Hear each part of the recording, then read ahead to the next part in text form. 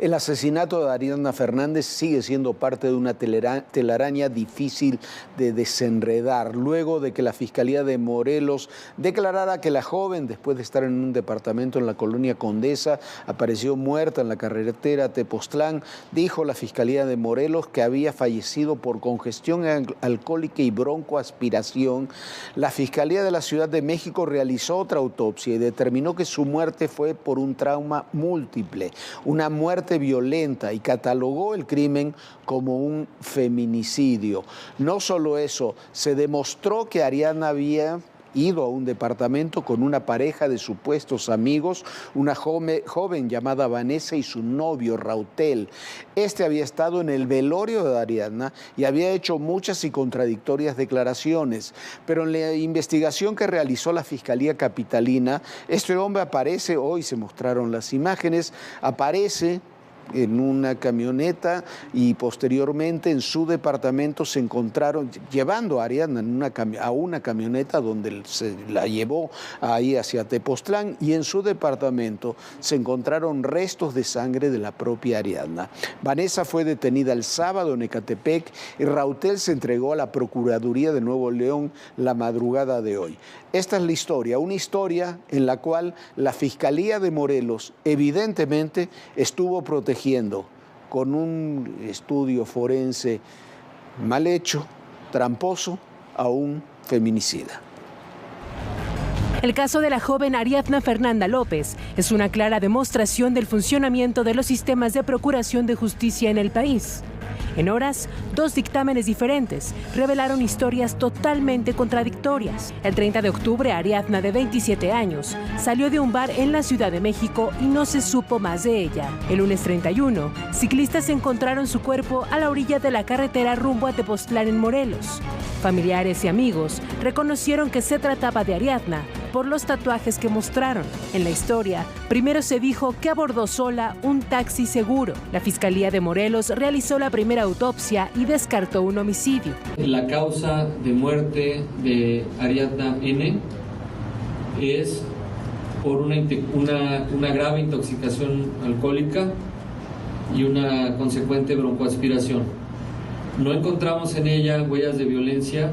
A petición de la familia de Ariadna, la Fiscalía de Justicia de la Ciudad de México realizó una nueva necropsia, la cual reveló que Ariadna murió por múltiples golpes. El cuerpo de la joven presentaba diversas lesiones por golpes, por lo que se determinó que el motivo del fallecimiento fue un trauma múltiple. La investigación de las autoridades capitalinas reveló la presunta participación de 2 involucrados en el feminicidio de Ariadna Fernanda.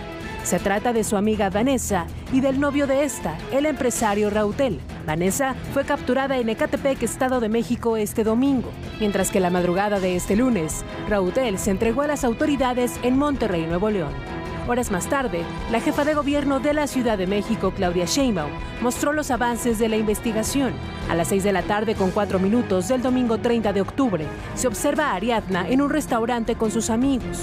1 hora y 7 minutos después, las cámaras del edificio de Campeche 175 en la colonia Condesa registran el ingreso de la joven al elevador para subir al departamento de Rautel. Finalmente, y de acuerdo con la cámara de seguridad del estacionamiento, que en su parte superior izquierda indica lunes 31 de octubre a las 11 horas con 28 minutos, se muestra a Rautel salir cargando el cuerpo inerte de Ariadna. La identidad de Rautel fue plenamente identificada por las autoridades capitalinas. Además, Claudia Sheinbaum informó que pidió a la Fiscalía General de la República que investigue el supuesto encubrimiento del fiscal de Morelos. En este caso es evidente que la Fiscalía General de Justicia del Estado de Morelos quiso ocultar el feminicidio de Ariadna, presuntamente por sus nexos con el probable feminicida. En el velorio de Ariadna, Rautel habló de lo que, según él, pasó esa noche. Ella solita se fue. De hecho, los mismos invitados que estaban en el bar, Fisher, fueron a mi casa, ¿no? Y de ahí nos fuimos temprano. Yo sé que se hubiera hecho las cosas un poco mejor, pues ella estaría con vida, las cosas serían muy distintas. La Fiscalía de Nuevo León informó que personal de la Fiscalía de la Ciudad de México se trasladó a la ciudad de Monterrey para ponerse en contacto con el Ministerio Público y proceder al traslado del presunto feminicida. Hasta el cierre de esta edición, Rautel N. no había llegado a la Ciudad de México.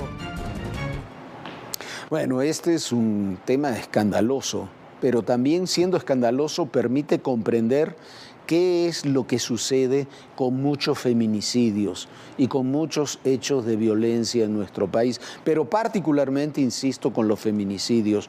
No se investiga, hay complicidades, se deja impunes muchos de esos crímenes. Este mismo fiscal de Morelos había declarado este año que había habido 31 feminicidios en Morelos en la primera mitad del año, mientras las organizaciones civiles señalaban que había por lo menos 64.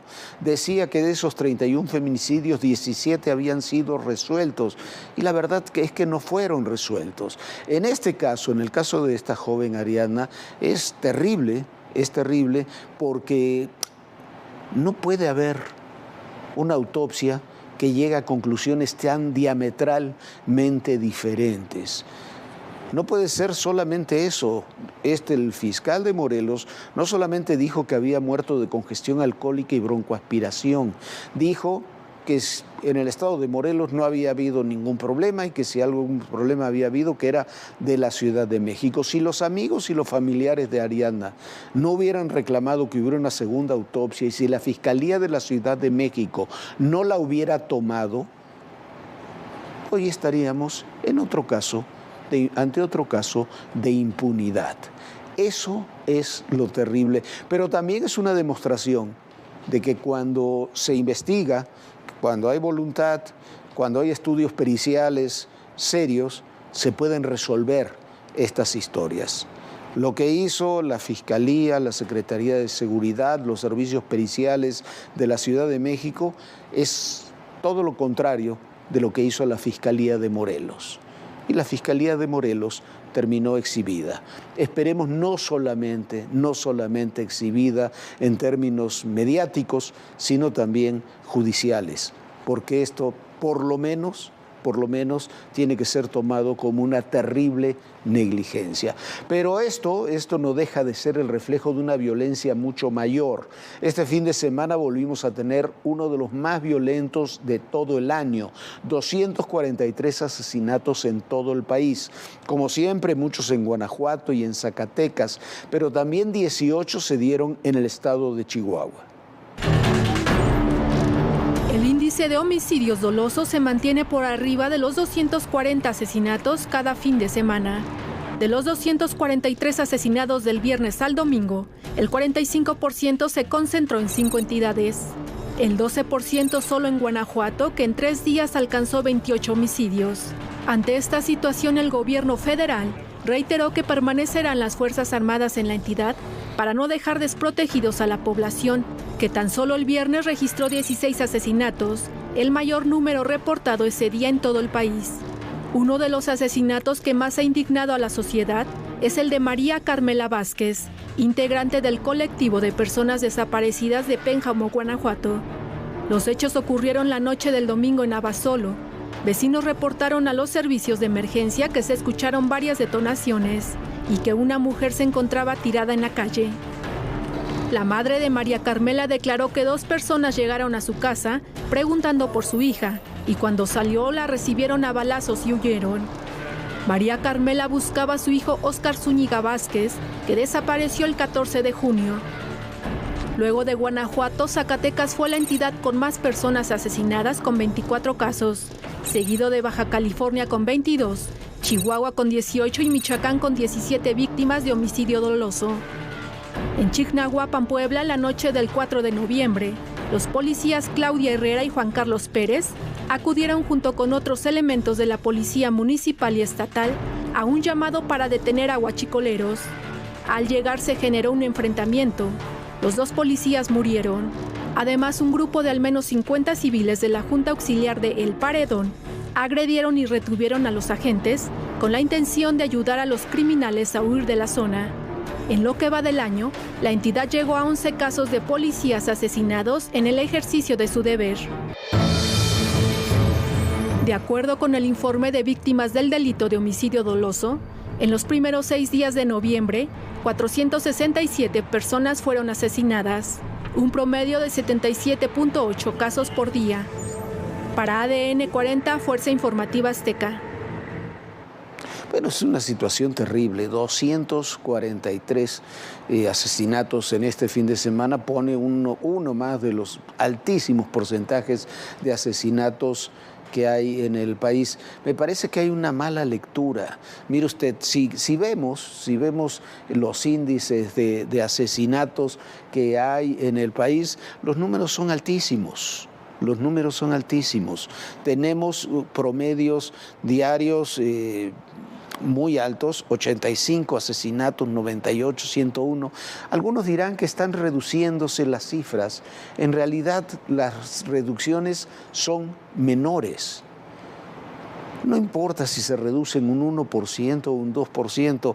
Hoy las cifras que tenemos son similares a las que teníamos en 2018. Según algunos números, hay 26.293 asesinatos en lo que va de este año y la cifra sigue siendo altísima. Si nos vamos al número de asesinatos, lo único que se puede decir es que la estrategia de seguridad está reprobada. ¿Por qué ocurren este número tan alto de asesinatos? Bueno, uno es el estado de Guanajuato. En Guanajuato hay una confrontación abierta, directa entre el cártel Jalisco Nueva Generación y el cártel de Sinaloa, que adopta diferentes nombres ahí. El cártel de Santa Rosa de Lima como tal ya no existe, es un andamiaje que está soportado por el cártel de Sinaloa. Y no nos equivoquemos, son más importantes en Guanajuato el huachicoleo que las drogas. Esos enfrentamientos y esa cantidad brutal de muertos que usted ve en Guanajuato son por el huachicoleo. En Zacatecas pasa algo similar, pero ahí sí por las drogas. Zacatecas es un territorio de tránsito, es un territorio donde hay laboratorios y es un territorio que se enfrentan ahí grupos del cártel Jalisco y del cártel de Sinaloa con características propias, porque ahí también durante muchos años quienes controlaron el Estado eran grupos de los Zetas que se terminaron reconfigurando en otras organizaciones que se fueron asociando, unos con los de Jalisco y otros con los de Sinaloa, pero el enfrentamiento que hay ahí es brutal. En Chihuahua, otro estado que ha tenido un alto número de ejecuciones en las últimas semanas, todo es más complejo porque ahí participan varias organizaciones. Están los Gente Nueva, los Mexicles, los grupos de Caro Quintero, los de los Chapitos, los del Mayo, los de Vicente Carrillo. Usted puede decir, sí, al final de eso terminan siendo grupos asociados con un sector del cártel de Sinaloa o con un sector del cártel Jalisco, pero hay un fraccionamiento aún mucho mayor. Hay algo terrible que ocurrió durante el gobierno de Javier Corral, ahí en Chihuahua, que fue que se permitió volver a crecer a grupos que prácticamente ya no existían. Grupos de Juárez. Juárez era un lugar que había recuperado la seguridad. Grupos de Juárez en toda la zona fronteriza entre Sonora y Chihuahua. Hay una situación gravísima en la zona donde se va hacia el Triángulo de Oro también. En toda la zona de la Sierra Tarahumara también hay una situación grave, delicada en ese estado. Tan grave, tan delicada que en Chihuahua anoche la familia Levarón conmemoró los 3 años de la masacre de 9 integrantes, todos ellos niños y mujeres de esa familia, a manos de narcotraficantes en Bavispe, en un hecho que todavía no tiene, hay que insistir en eso, 3 años después, una explicación de fondo, ni se supone que todos los que están detenidos finalmente vayan a ser acusados por ese crimen. ¿Por qué? Porque dicen que no tienen las pruebas suficientes. This is for the record. Nita and 4 of my grandchildren are burnt and shot up.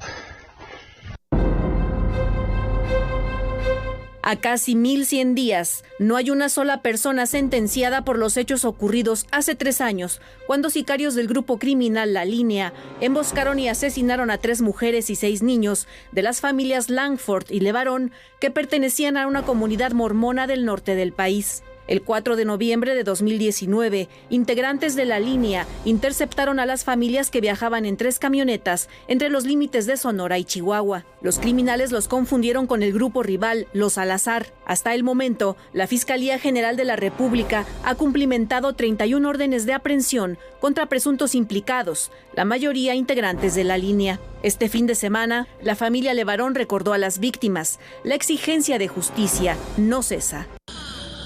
Hoy es el día del no olvido.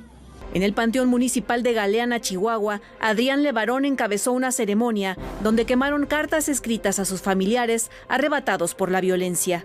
En la conmemoración lamentó la indolencia de las autoridades. Dijo que a 3 años ni siquiera ha habido una audiencia intermedia de las 31 personas que se encuentran en prisión preventiva. Para ADN 40, Fuerza Informativa Azteca.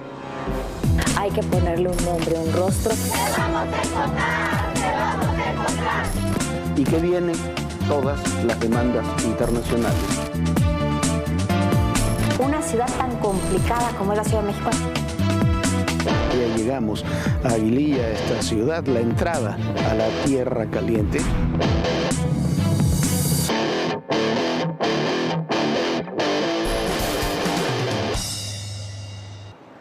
Bueno, la audiencia intermedia del exdirector de Petróleos Mexicanos, Emilio Lozoya, por el caso Odebrecht fue pospuesta por lo menos 10 días a petición de la defensa del exfuncionario. Los abogados de Lozoya solicitaron a la juzgadora Verónica Gutiérrez una prórroga para analizar las últimas pruebas presentadas por la Fiscalía General de la República y buscar concretar un criterio de oportunidad. La defensa del exdirector argumentó que tiene pendientes por entregar 2 peritajes y tener acceso a la videograbación de los interrogatorios ejecutivos del caso Odebrecht. Lo cierto es que lleva ya 3 años este señor Emilio Lozoya pidiendo un criterio de oportunidad y no ha podido demostrar ninguna de las acusaciones que hizo en su criterio de oportunidad, que ya lo ha tenido, en las acusaciones que hizo sobre otras 70 personas. ¿Por qué? Porque el que se quedó con el dinero fue el señor Lozoya.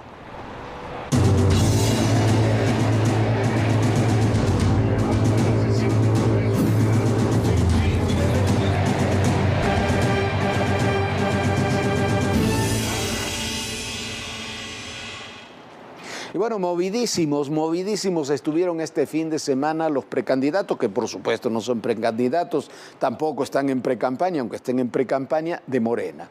Claudia Sheinbaum estuvo en Sinaloa, sigue recorriendo el país. Marcelo Ebrard se concentró en la Ciudad de México, donde hizo varios eventos y hoy una reunión de seguridad muy importante. Adán Augusto sigue con su gira también por todo el país y para rematarla, Ricardo Monreal, que no se quiso quedar atrás, hizo eventos en 100 ciudades de México. Así estuvieron los precandidatos que no son precandidatos. Este fin de semana, la jefa de gobierno Claudia Sheinbaum realizó una gira por Sinaloa, donde se reunió con el gobernador Rubén Rocha Moya, así como con diputados y regidores. Además, sostuvo un encuentro en la Ciudad de México con 2,000 representantes de todo el país, con los que dijo busca construir territorios de derechos, paz y bienestar. En tanto, el canciller Marcelo Ebrard asistió a la Arena México, donde disfrutó un juego de básquetbol junto al exjugador Eduardo Nájera. También sostuvo un encuentro con habitantes de la alcaldía Coyoacán y se reunió con vecinos de Clavería en Azcapotzalco, donde mostró que lo invitaron a pintar el kiosco del Parque de la China. El secretario de Gobernación, Adán Augusto López, sigue con su gira por las entidades del país para presentar a los congresos estatales la reforma para mantener a las Fuerzas Armadas en las calles. En su paso por Baja California Sur, asistió al foro La Seguridad Pública del país. Previo a llegar a esta entidad, estuvo en Guerrero y en Aguascalientes. Y el senador Ricardo Monreal agradeció a todas las personas que en más de 100 plazas públicas del país mostraron su apoyo. A través de redes sociales envió un mensaje donde destacó que no aceptará que la imposición sea la regla e hizo un llamado a luchar por la democracia. Bueno, ¿qué es lo que buscan con estas giras cada uno de ellos? Claro, lo que buscan es la candidatura, de eso por supuesto. Pero Claudia lo que busca, el objetivo de Claudia es ser conocida en el país. La jefa de gobierno de la ciudad es muy conocida en la Ciudad de México, en otros ámbitos urbanos, pero hay lugares del país donde no es conocida. Por eso está recorriendo los estados y por eso se está presentando y por eso está haciendo amarres con muchos gobernadores. Marcelo ha adoptado otra estrategia. Marcelo es conocido, quizás como nombre es más conocido porque ha tenido mayores responsabilidades públicas. Es muy reconocido en el exterior también por obvias razones y regresó a la Ciudad de México. ¿Por qué? Porque Ebrard fue un buen jefe de gobierno de la Ciudad de México y quiere recuperar parte de ese apoyo que tuvo en el año 2012 cuando dejó esa responsabilidad. Adán Augusto se quiere posicionar a través de esta gira, lo está logrando, a pesar de que ha sido muy controvertida, lo está logrando y ha tenido posiciones cada vez, en el ámbito de las encuestas, posiciones cada vez mayores. Todavía está lejos de Claudia y de Marcelo, pero ahí está compitiendo. Ricardo Monreal, no se equivoque usted, Ricardo Monreal también está haciendo su lucha. Cuando hace estos 100 eventos, lo que quiere decir es aquí estoy. Y en esta indefinición donde no se lo pone entre los candidatos de Morena, quiere también mostrar su músculo. El fin de semana, la que se destapó también fue Lía Limón, la alcaldesa de Álvaro Obregón, que en el contexto de su primer informe muy concurrido, dijo que buscará la candidatura de un frente opositor para la jefatura de gobierno de la Ciudad de México. Ahí está haciendo su lucha también Lía Limón.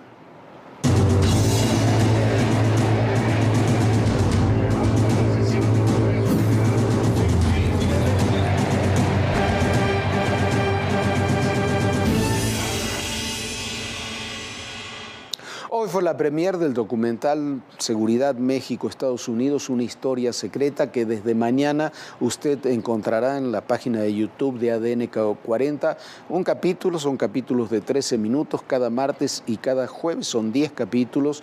Cada martes y cada jueves tendrá un nuevo capítulo de esta historia clave para comprender el pasado, el presente y el futuro de nuestro país.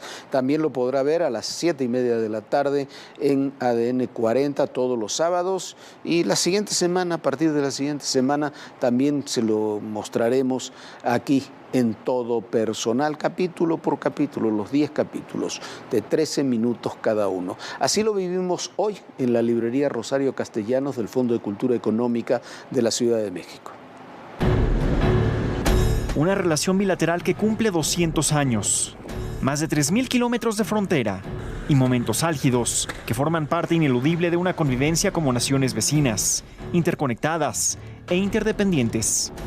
Viviana Belsazo presenta Estados Unidos-México, Seguridad y Conflicto, una serie de documentales que buscan comprender la historia de ambos países. Hemos tenido encuentros y desencuentros, amores y odios, pero bueno, es una relación que ahí está y es una relación que hay que ver cómo se ha llevado a cabo a lo largo de los años, porque ahí va a seguir con estos miles y miles de kilómetros de frontera, es indivisible. Son 10 documentales de 13 minutos que presenta ADN 40.